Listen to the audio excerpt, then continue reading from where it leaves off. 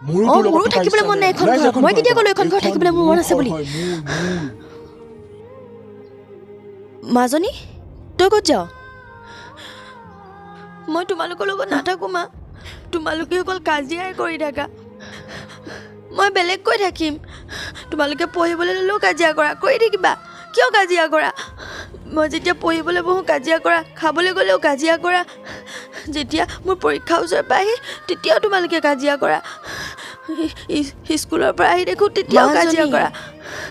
মই গুচি যাম ইয়াৰ পৰা মই নাথাকোঁ তোমালোকৰ লগত তই এখন ঘৰ এৰি যাব নালাগে আজিৰ পৰা আমি কেতিয়াও কাজিয়া নকৰোঁ কেতিয়াও নকৰোঁ